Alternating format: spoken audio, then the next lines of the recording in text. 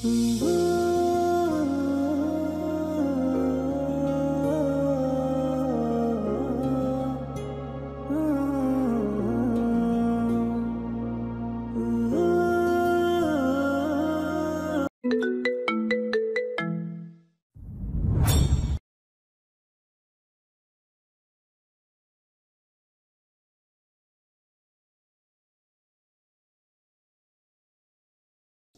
সমস্যা আছে? হাসিব মুখ তুলল, ঢোক গিলে ক্লান্ত গলায় বলল, আমার ব্যবসাটা বেদখল হয়ে যাচ্ছে। মোশাররফ আলী আর নাইমুর আজ অফিসে এসেছিল। শাহাদ শান্ত মুখে সব শুনল, বলল, শুধু তোমাদের ব্যবসায় না, তোমাদের বাড়ি নিলামে তোলার ব্যবস্থা করা হচ্ছে। হাসিব আতঙ্কিত চোখে তাকালো, তবে অবাক হতে হলো না। সে এরকমটাই আশা করছিল। বলল, কিন্তু সব তো মায়ের নামে। মা যদি রাজি না হয় এসবে? তাতে কিছু যায় আসে না, ওরা জোর করে হলেও সব লিখিয়ে নেবে, কারণ তোমাদের ব্যাংক ব্যালেন্স কিছুই নেই। ওরা হিসাম ভাইয়ের সাইন নকল করে সব টাকা তুলে নিয়েছে। হাসিব অসহায় কণ্ঠে বলল, তাহলে ভাইয়ার চিকিৎসা কিভাবে হবে? ভাইয়ার জন্য প্রতিদিন মোটা অঙ্কের টাকা খরচ করতে হয়। ঠিক সেজন্যই তোমার মা বাড়ি নিলামে তুলতে রাজি হবে। ছেলে চিকিৎসার টাকা জোর করার জন্য তোমার মা বাড়ি নিলামে তুলবে, আর তারা সবটা টাকা হাতিয়ে নেবে জোর করে। আর অন্যদিকে কোম্পানি দেউলিয়া হয়ে গেলে লোন দেওয়া ব্যাংকগুলো তা দখল করবে। হাসিব দু হাত দিয়ে মুখ ঘষল। চিন্তায় তার মুখটা আরো শুকিয়ে গেল। নিজেকে কিছুটা সামলে নিয়ে ধরা গলায় বলল, ওরা কেন এমন করছে আমাদের সাথে? আমরা তো ওদের কোনো ক্ষতি করিনি। করণে, কিন্তু ওদের চাই ক্ষমতা আর টাকা। তোমাদের পরিবারকে ধ্বংস করে মোশাররফ আলীর রাজনৈতিক দলটা দখল করবে। সে আর নাইমুর মিলে সব টাকা পয়সা ভাগ করে নেবে। হাসিব কিছু না বলে শান্ত হয়ে বসে রইল। তার ভাইয়ের চিকিৎসা না হলে মারা যাবে হিসাম, সেই সাথে সমস্ত কিছু হারাবে তার পরিবার, তার মা, ভাবি, সাথে ভাইয়ের সন্তান। ওরা এসব সহ্য করতে পারবে তো? সে নিজেও কি সহ্য করতে পারবে? নিজেকে শক্ত করে দায়িত্ব নিতে পারবে ওদের? হাসিবের হাত কাঁপতে লাগলো। নিজেকে এই পৃথিবীতে একা এবং অসহায় হিসেবে আবিষ্কার করলো সে। শাহাদ হাসিবের অবস্থা বুঝলো। টেবিলের উপর রাখা হাসিবের হাতের উপর হাত রেখে বলল, তুমি আমাকে কতটা বিশ্বাস করো হাসিব? হাসিব দ্বিধা নিয়ে তাকালো শাহাদের দিকে। শাহাদ আবারও বলল, তোমার ভাই আমাকে পুরোপুরি বিশ্বাস করত, তাই সে আমার বাবাকে বাঁচাতে জীবনের ঝুঁকি নিয়ে ছুটে এসেছিল। সে যখন গাড়ি নিয়ে ব্রিজ থেকে নিচে পড়ছিল, আমার ধারণা তার মনে বিশ্বাস ছিল যে আমি তাকে বাঁচাবো, অন্তত বাঁচানোর চেষ্টা করব, কিংবা তার কিছু হলে তার পরিবারকে আমি দেখব। হাসিব কেঁদে ফেললো ভাইয়ের অ্যাক্সিডেন্টের কথা মনে করে। শাহাদের হাতটা আঁকড়ে ধরে বলল, আমি আপনাকে বিশ্বাস করি। আমার ভাইকে বাঁচান, আমার পরিবারটাকে বাঁচান। বাঁচাবো, তবে তার আগে তোমার সাহায্য দরকার। কি সাহায্য? শাহাদ কিছুক্ষণ গম্ভীর মুখে মাটির দিকে তাকিয়ে রইল। হাসিবকে সে বুঝতে পারবে কিনা, অথচ হাসিব বুঝবে কিনা সে জানে না। তারপরও তাকে বলতে হবে, কারণ হাসিব ছাড়া এ কাজ কেউই করতে পারবে না। সে হাসিবের চোখের দিকে তাকিয়ে বলল, নাইমুরের ব্যাপারে হিসাম ভাইয়ের কাছে কিছু লুকানো ডকুমেন্টস আছে, এগুলো তোমাকে খুঁজে বের করে আনতে হবে। মোশাররফ আলীর অপরাধ প্রমাণ করা গেলেও নাইমুরের অপরাধ প্রমাণ করা যাবে না, কারণ সে কোনো প্রমাণ রাখে না। হিসাম ভাইকে যতটা চেনে সে বোকা না। সে এমনি এমনি নাইমুরের মতো সন্ত্রাসের সাথে কাজ করবে না। নাইমুর যেন তাকে বিপদে ফেলতে না পারে, এই ব্যাপারে সে নিশ্চয় আগে থেকে রেডি হয়েছিল।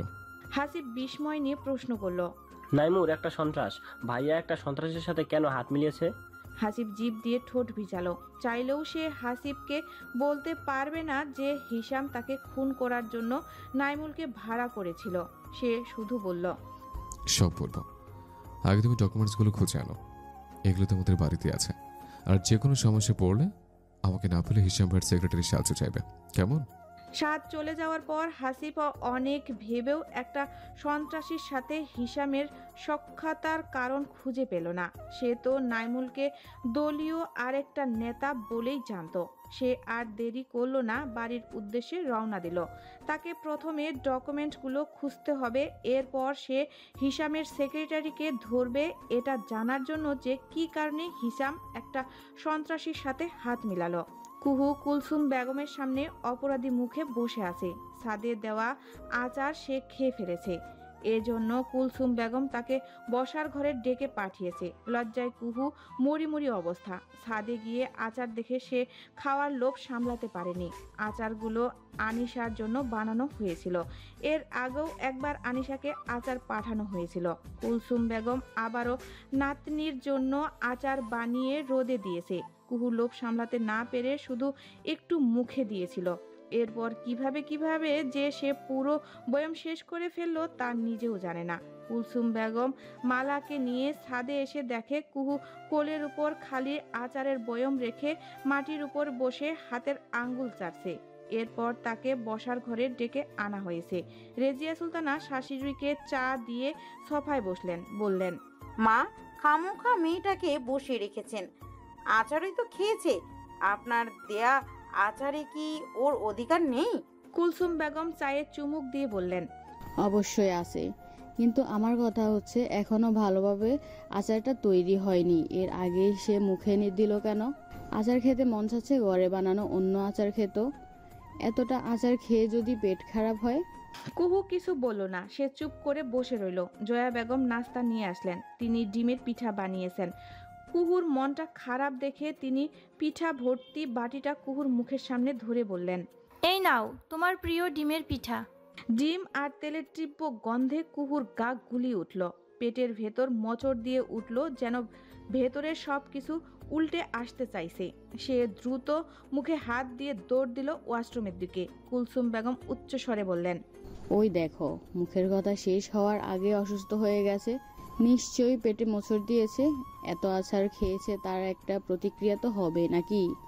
জয়া বেগম আর রেজিয়া সুলতানা একে অপরের মুখে চাওয়াচাবি করলেন। তারা দুজনেই ওয়াশরুমে ছুটে আসলেন। দেখলেন কুহু মুখ ভর্তি বমি করছে। দুজনেই দুদিক থেকে কুহুকে ধরলেন। কুহু বমি করা শেষ করলে হাত মুখ ধুয়ে দিলেন। রেজিয়া সুলতানা কুহুকে ঠিক হওয়ার সময় দিয়ে এরপর বললেন, কুহু, আমি কিছু প্রশ্ন করব, ঠিকঠাক সেগুলোর উত্তর দাও তো। জয়া বেগমও কিছু প্রশ্ন করলেন। কুহুর উত্তর শুনে দুজনেই একজন আরেকজনের দিকে তাকিয়ে রইলেন। কুহুকে এক গ্লাস লেবু পানি দিয়ে ডাইনিংয়ে বসিয়ে দুজনেই কুলসুম বেগমের কাছে আসলেন। সব শোনার পর কুলসুম বেগম অস্থির হয়ে গেলেন। তাড়াতাড়ি ডাক্তার ডেকে এনে সন্দেহ দূর করার জন্য বললেন।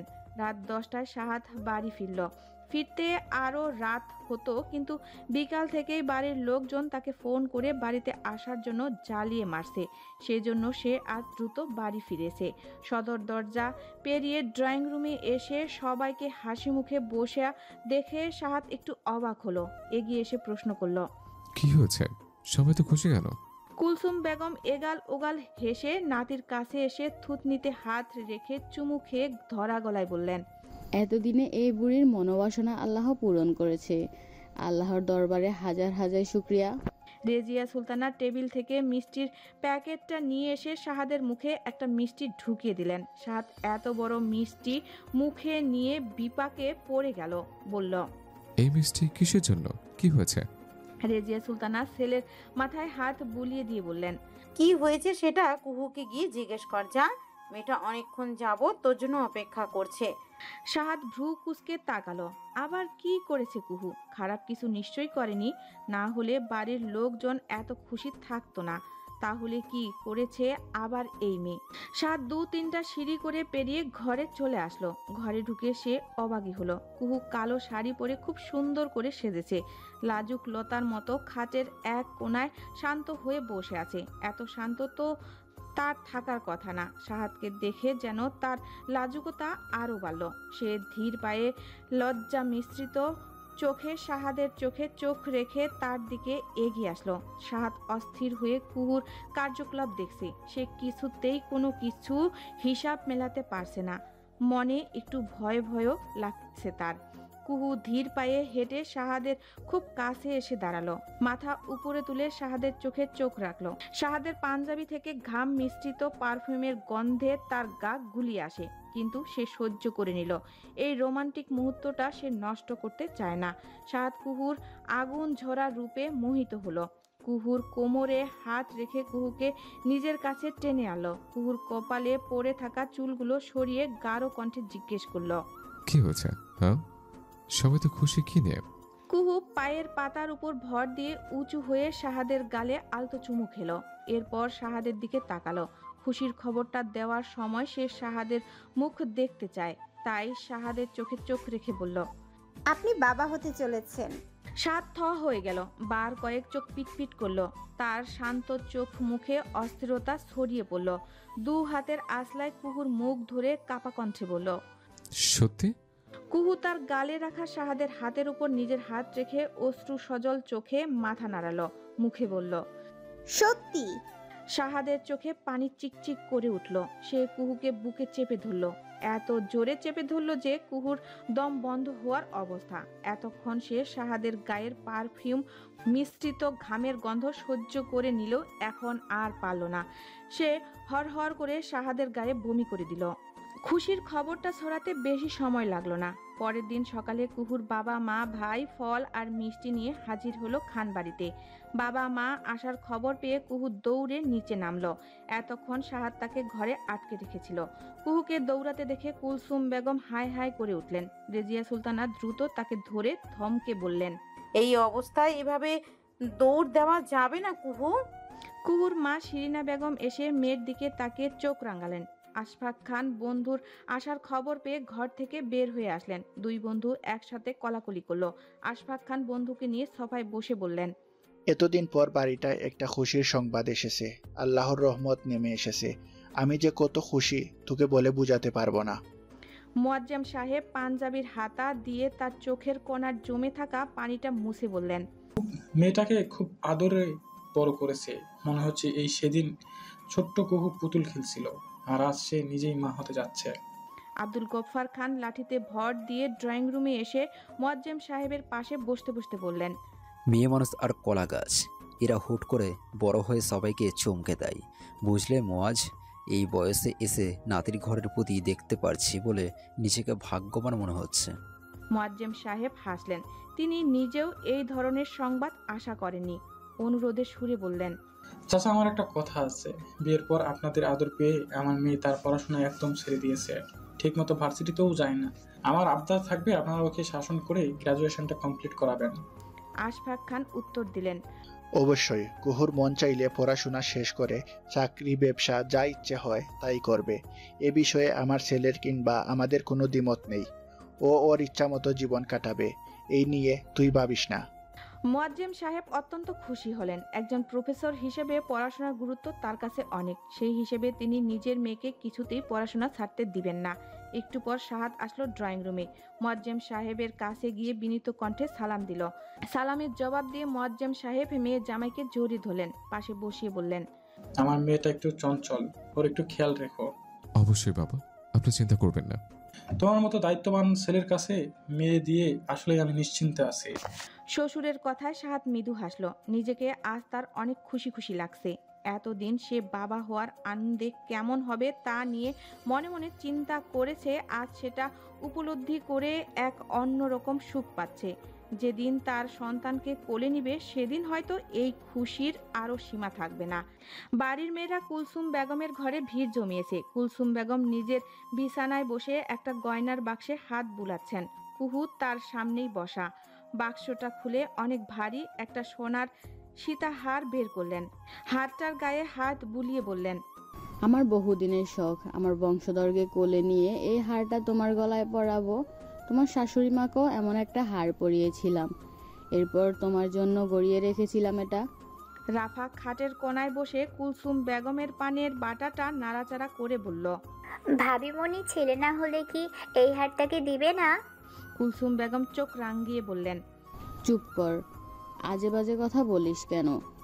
অবশ্যই আমার নাতবো আল্লাহর রহমতে এই বাড়ির বংশধর জন্ম দিবে। মেয়ে হলে অসুবিধা নেই, তবে এই বাড়ির জন্য এখন বংশধর দরকার। কথা শেষ করে কুলসুম বেগম কুহুর মায়ের দিকে তাকালেন। কুহুর মায়ের মুখটা কিছুটা মলিন দেখালো। কুলসুম বেগম তার হাত ধরে নিজের কাছে টেনে আনলেন। তার হাতের উপর নিজের হাত রেখে বললেন, মনে কিছু নিও না মা, ছেলে হোক মেয়ে হোক, তোমার মেয়ের যত্ন এই বাড়িতে একটুও কমবে না। তবে তুমিও তো একজন ছেলের মা, তুমি নিশ্চয়ই আমার উদ্বেগটা বুঝতে পারছো। শিরিনা বেগম হেসে বললেন, বুঝতে পারছি চাচি, আমার মেয়ে আপনাদের বাড়ির বউ, অবশ্যই তার উপর আপনাদের অধিকার আছে। আমি মনে কিছু করিনি। দোয়া করি আল্লাহ আপনার ইচ্ছা পূরণ করুক। খান বাড়ির গেটের সামনে বাইক থামালো হাসিব। গেটের বাইরে থেকে বিশাল বড় খান বাড়িটা একবার দেখে নিল। এখানে সে আগে কখনো আসেনি, আজই প্রথম। বাড়িটা ওদের বাড়ির মতোই বিশাল। নিজের বাড়ির কথা মনে পড়তেই বুক চিরে একটা দীর্ঘশ্বাস বেরিয়ে এলো। বাড়িটা বোধহয় আর বেশি দিন নিজেদের থাকবে না। মোশাররফ আলী নিলামে তোলার সব ব্যবস্থা করেছে। আজ বাড়িতে এসে মঞ্জুরা বেগমের সাথে ইনিয়ে বিনিয়ে আলাপ করে গেছে। কোম্পানির দেউলিয়া হয়ে যাওয়ার দোহাই দিয়ে বাড়ি নিলামে তুলে হিসামের চিকিৎসার খরচ চালানোর পরামর্শ দিয়েছে মোশাররফ আলী। মঞ্জুরা বেগম চোখের পানি মুছে বুকে পাথর চাপা দিয়ে সে পরামর্শ মেনে নিয়েছে। পুত্র শোকে তিনি এখন বিবেক হারিয়ে ফেসেছেন। চারপাশে অথই পানিতে এক টুকরো খড়কুটো খুঁজছেন আঁকড়ে ধরার জন্য। হাসিব আর তৃপ্তি তাকে হাজার বুঝিয়েও লাভ হয়নি, বরং তিনি কান্নাকাটি চিৎকার চেঁচামেচি করে আরো শয্যাশায়ী হয়েছেন। হাসিব নিজেকে প্রস্তুত করে বাইকটা গেটের কাছাকাছি নিয়ে হর্ন দিল। দুবার হর্ন দিতেই দারোয়ান গেট খুলে দিল। বাইক নিয়ে ধীরে ধীরে ড্রাইভিং ওয়ে পেরিয়ে পার্কিং এরিয়ায় পার করলো বাইকটা। পার্কিং এরিয়ায় অনেক গাড়ি, বাগানে এবং আউট হাউসের সামনে অনেক মানুষ ছড়িয়ে ছিটিয়ে বসে খাওয়া দাওয়া করছে। দেখেই বোঝা যাচ্ছে ওরা দলের ছেলে ছোকরা। অনেক নেতাগোছের মানুষও আছে। আজ কি তবে কোনো বিশেষ দিন? এই দিনে এসে ভুল করলো কি সে? হাসিব একবার মনে মনে ভাবলো বাইক ঘুরিয়ে ফেরত যাবে, অন্য কোনো দিন আসবে, কিন্তু পরক্ষণে নিজের পরিবারের দুর্দশার কথা মনে করে নিজেকে শক্ত করলো। বাইক থেকে নেমে হেঁটে গিয়ে সদর দরজার সামনে দাঁড়ালো। ভেতরে অনেক নারী পুরুষ দেখা যাচ্ছে, সবাই হাসি হাসি মুখে মিষ্টি খাচ্ছে। হাসিব এদিকে ওদিকে তাকিয়ে সাহাদকে খুঁজলো। দূরে সে কুহুকে দেখতে পেল, কিন্তু তাকে ডাক দেওয়ার সাহস নেই তার।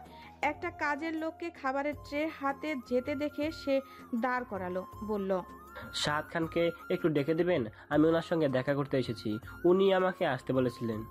কাজের লোকটা হাসিবকে ড্রয়িং রুমের বাইরের লম্বা বারান্দায় থাকা চেয়ারে বসিয়ে চলে গেল। হাসিব কাঁধের ব্যাকপ্যাকটা কোলে নিয়ে বসলো। বারান্দা থেকে বাগানের দিকে এক দৃষ্টিতে তাকিয়ে রইল। কুহু দূর থেকে হাসিবকে লক্ষ্য করছে। আগের চেয়ে শুকিয়ে গেছে হাসিব, মুখটা কালো হয়ে গেছে। দেখেই বলে বোঝা যাচ্ছে আগের মতো যত্ন নেই। কাজের লোকটাকে ডেকে জানতে চাইলো হাসিবের ব্যাপারে। সব জেনে সে রাফাকে ডেকে হাতে মিষ্টি আর ফল ভর্তি খাবারের ট্রে ধরিয়ে দিয়ে বলল, বারান্দায় একটা ছেলে তোমার ভাইয়ের অপেক্ষায় বসে আছে, ওকে এগুলো দিয়ে আসো। তোমার ভাই ফ্রি হতে অনেক সময় লাগবে, ততক্ষণে একটু খাওয়া দাওয়া করুক। রাফা বিস্মিত হয়ে প্রশ্ন করলো, আমি কেন দিয়ে আসবো? কাজের লোক দিয়ে পাঠিয়ে দাও। ও হিসাম চৌধুরীর ভাই, কাজের লোক দিয়ে কিভাবে দিব? আমি নিজেই নিয়ে যেতাম, কিন্তু ও বিব্রত হবে, তাই তোমাকে পাঠাচ্ছি। হিসাম চৌধুরীর ভাইয়ের কথা শুনে রাফার চোখ বড় বড় হয়ে গেল। ও শুনেছে হিসাম চৌধুরীর ভাই নাকি কুহুকে কিডন্যাপ করেছিল। ছেলেটাকে ও কখনো দেখেনি, তাই এই সুযোগ সে মিস করলো না। খাবারের ট্রে হাতে বারান্দায় এসে উপস্থিত হলো। দেখলো ব্যাকপ্যাক কোলে নিয়ে শুকনো মুখে একটা ছেলে বসে আছে, তার দৃষ্টি বাগানের দিকে। এক মনে কি সব চিন্তা করছে। রাফা কাছাকাছি এসে বলল, টেবিলটা একটু এপাশে এনে দেন। হাসিব চমকে তাকালো রাফার দিকে। দেখলো একটা সুন্দর মতো মেয়ে হাতে ট্রে নিয়ে দাঁড়িয়ে আছে। হাসিবকে হা করে থাকতে দেখে রাফা বিরক্ত হয়ে বলল, বলছি ছোট টেবিলটা একটু এই পাশে টেনে আনুন, ট্রেটা রাখবো। হাসিবের ঘোর কাটলো। সে তার অপর পাশে থাকা টেবিলটা এক হাতে টান দিয়ে আনলো। রাফা সেখানে ট্রেটা রেখে বলল, ভাইয়া একটু ব্যস্ত আছে, আসতে দেরি হবে, আপনি ততক্ষণে একটু খাওয়া দাওয়া করুন। হাসিব খাবারের দিকে তাকালো। খাবারের দিকে তাকিয়ে ওর এতক্ষণ নিভে থাকা ক্ষুধাটা জ্বলে উঠল। মনে পড়লো সে কাল রাত থেকে কিছু খায়নি। তৃপ্তি তাকে কয়েকবার ডেকেছিল, কিন্তু তার আর খেতে ইচ্ছে হয়নি। হাসিব দেরি না করে ব্যাকপ্যাকটা পাশের চেয়ারে রেখে একটা মিষ্টি খেলো। আপেলের দুটো পিস মুখে দিল। রাফা মনোযোগ সহকারে দাঁড়িয়ে থেকে দেখছে হাসিবের খাওয়া। হাসিবও কয়েকবার আর চোখে রাফাকে খেয়াল করেছে। আচমকা রাফা প্রশ্ন করে বসল, আপনি নাকি আমার ভাবিমণিকে কিডন্যাপ করেছিলেন? হাসিব পানি খাচ্ছিল। এই কথা শুনে বিষম খেলো, কাশি উঠে গেল তার। রাফা তড়িঘড়ি করে তার পিঠে দুটো চাপড় দিল কাশি কমানোর জন্য। হাসিব কাশতে কাশতে নিজেকে সামলালো। কাশি একটু কমে এলে বলল, সাহাদ ভাইকে একটু আসতে বলুন, খুব দরকার। রাফা বুঝলো হাসিব বিদ্রুপ হচ্ছে। সে আর একটু জ্বালানোর জন্য বলল, আমার সাথে শেয়ার করলে অসুবিধা কি? প্রমিস, আমি কাউকে জানাবো না। আমি আসলে পুরো স্টোরিটা জানি না তো, তাই। হাসিব কি বলবে বুঝতে পারলো না। যেই বাড়ির বউকে কিডন্যাপ করেছিল সেই বাড়ির মেয়ে আবার কিডন্যাপের গল্প শুনতে চাচ্ছে। এটা তো চরম বিব্রতকর। হাসিবকে বিব্রত অবস্থায় দেখে রেহাই দেওয়ার জন্য শাহাদের আগমন ঘটল। বারান্দায় আসতে আসতে রাফাকে উদ্দেশ্য করে বলল, কিসের স্টোরি শুনতে চাস? রাফা ভাইকে দেখে থতমত খেয়ে বলল, কিছু না। এরপর দ্রুত চলে গেল। শাহাদ মৃদু হেসে চেয়ারে বসতে বসতে বলল, খুব দুষ্টু মেয়ে, নিশ্চয় তোমাকে বিরক্ত করছিল। হাসিব বিনীত কণ্ঠে বলল, না না, আমি একটু ব্যস্ত ছিলাম, তো দেরি হলো। আমাকে জানিয়ে আসলে এতক্ষণ অপেক্ষা করতে হতো না। হাসিব ব্যাকপ্যাকটা নিজের কাছে নিয়ে তা থেকে একটা মোটা ফাইল শাহাদের দিকে এগিয়ে দিয়ে বলল, আপনি যে কাজগুলো চেয়েছিলেন তা আমি পেয়েছি, আর সাথে আরও কিছু কাগজপত্র ছিল ভাইয়ার লকারে। কোনগুলো গুরুত্বপূর্ণ তা আমি জানি না, তাই প্রায় সব কিছু নিয়ে এসেছি। শাহাদ ফাইলটা নিতে নিতে বলল, ভালো করেছো। কাউকে জানাওনি তো? হাসিব মাথা নাড়ালো। সে কাউকে জানায়নি, এমনকি তার মা আর ভাবিকেও না। সে গোপনে হিসামের লকার থেকে এগুলো সংগ্রহ করেছে।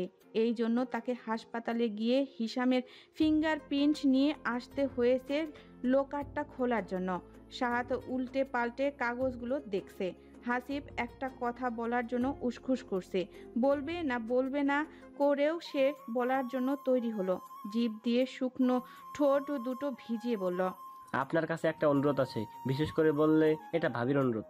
শাহাদ হাসিবের দিকে তাকিয়ে প্রশ্ন করল, কি অনুরোধ? শাহাদকে সরাসরি তাকাতে দেখে হাসিব আরো জড়সড় হয়ে গেল। নিচের দিকে তাকিয়ে বলল, ভাইয়ার অ্যাকাউন্টে যা টাকা ছিল তা শেষ হয়ে গেছে।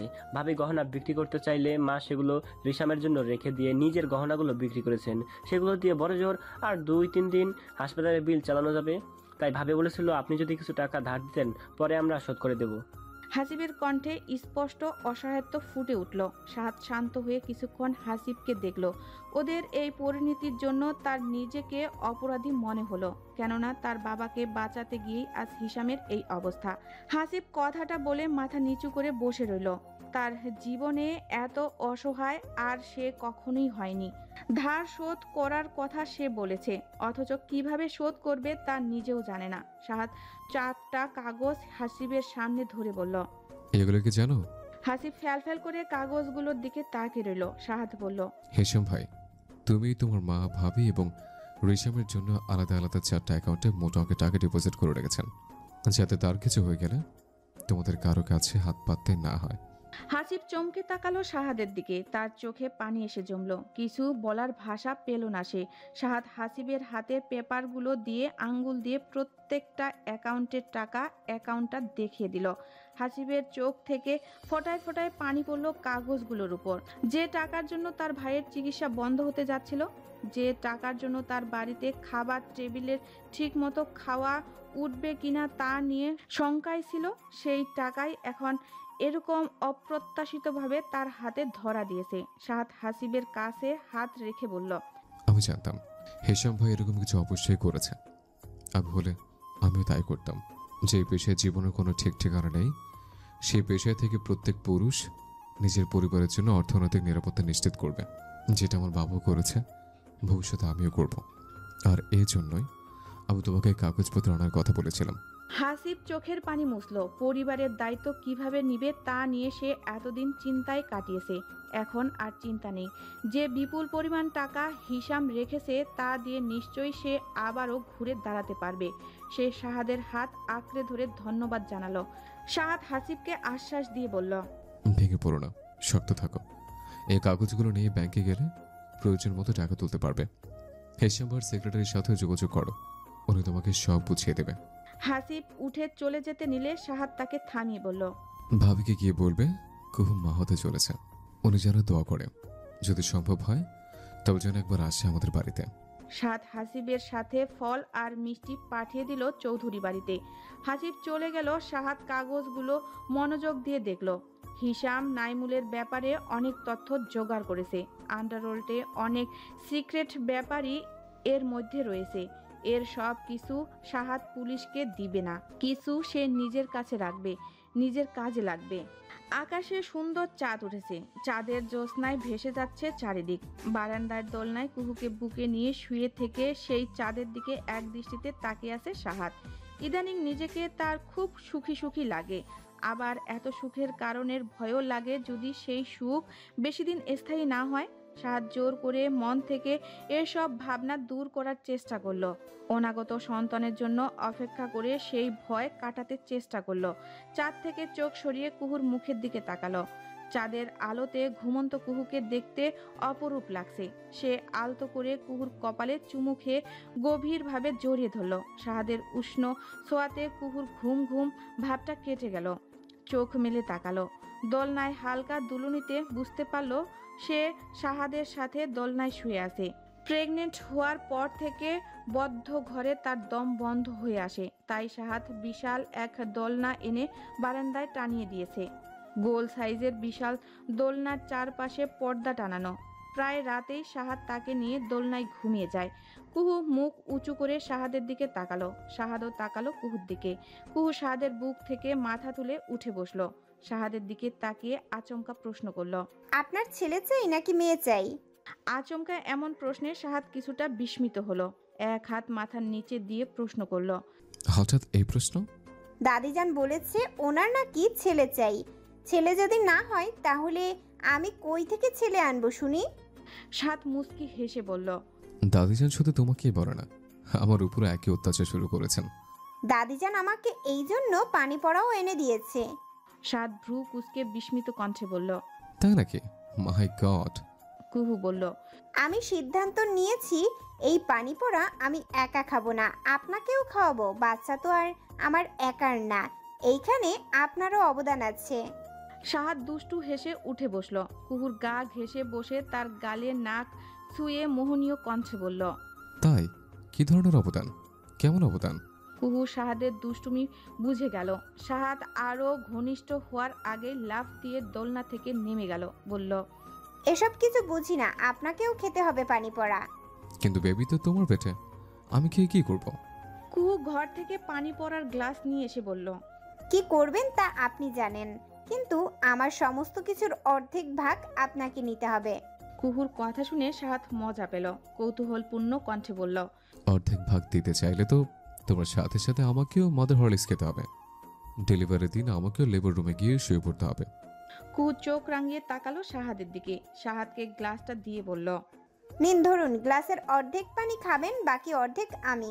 সাহাদ ছোট্ট একটা শ্বাস ফেলে গ্লাসটা নিল। প্রেগনেন্সির সময় মেয়েদের মুড সুইং হয় শুনেছে, কিন্তু এই ধরনের ভূত চাপে ওদের মাথায় তা জানা ছিল না। এই সময় সে বউকে রাগাতে চায় না, তাই গ্লাসটা নিয়ে চুমুক দিল। এক চুমুক খাওয়ার পর সে কুহুর দিকে ছোট ছোট চোখে তাকালো। বলল, এই তোমার পানি পড়া? কুহু হিহি করে হাসলো। বলল, সন্ধ্যায় মা এই শরবতটা বানিয়ে রেখে গিয়েছিলেন, খেতে আর মনে নেই, এখন মনে পড়লো, তাই আপনার সাথে একটু দুষ্টুমি করলাম। দাদিজান এরকম কোনো পানি পড়া দেননি আমাকে। সাথে চাঁদের আলোয় কুহুর হাস্যোজ্জ্বল মুখের দিকে তাকিয়ে হাসলো। কুহুকে নিজের পাশে বসিয়ে শরবতটা খাওয়াতে লাগলো। এরপর কুহুকে বুকে নিয়ে দোলনায় রাখা বালিশটায় শুয়ে পড়ল। দুজনের ভারে দোলনাটা এদিকে ওদিকে দোল খেলো। কুহু সাহাদের বুকে শুয়ে গল্প জুড়ে দিল। তাদের ছেলে হলে কি করবে, মেয়ে হলে কি করবে, এসব কথাবার্তা। সাহাদ মনোযোগ দিয়ে শুনছে সব। এসব শুনতে ভালো লাগে। এসব কথা কুহু হাজারবার বলে ফেলেছে। এরপরও এসব শুনতে তার বিরক্ত লাগে না, বরং সুখ লাগে। সাহাদ আবারও চাঁদের দিকে এক দৃষ্টিতে তাকিয়ে রইল। মনে মনে অনেক প্ল্যান তার। এতদিনের গজিয়ে ওঠা বিষাদ উপড়ে ফেলার প্ল্যান। সব কিছু ঠিকঠাক থাকলে খুব শীঘ্রই সব অপরাধীকে শাস্তি দিবে। তার সন্তান যখন দুনিয়ায় আসবে তখন যেন তার নিরাপত্তা কেউই বাধা দিতে না পারে, সেই ব্যবস্থা এখনই করে রাখবে সে। মোশাররফ আলী নাইমুলের সাথে হিসামের অফিসে বসে আছে। হিসাম না থাকায় এই অফিসের একচ্ছত্র অধিপত্য এখন সে। নাইমুল রাগে ফুঁসছে, তার চোখ মুখ কঠিন কঠিন চোখে সে মোশাররফ আলীর দিকে তাকিয়ে আছে। মোশাররফ আলী নিজেও চরম বিরক্ত। সে টেবিলে মাথা দিয়ে বলল, ওই বুড়িকে কিছুতেই বুঝাতে পারলাম না। বুড়ি ছেলে আর ছেলের বউয়ের পাল্লায় পড়ে বাড়ি নিলামে তুলতে রাজি হলো না।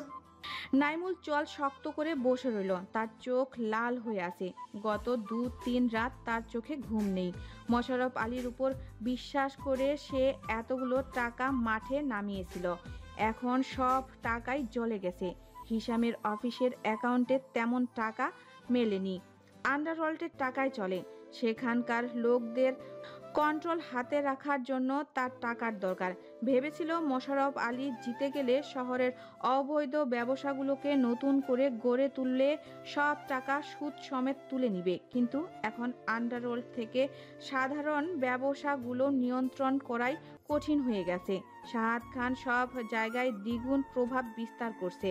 সে অবৈধ কার্যক্রমগুলো বন্ধ না করে সব নিজের কবজায় নিয়ে নিয়েছে, যার ফলে অবৈধ ব্যবসায় জড়িত সবাই শাহাদ খানকে তোষামত করায় ব্যস্ত।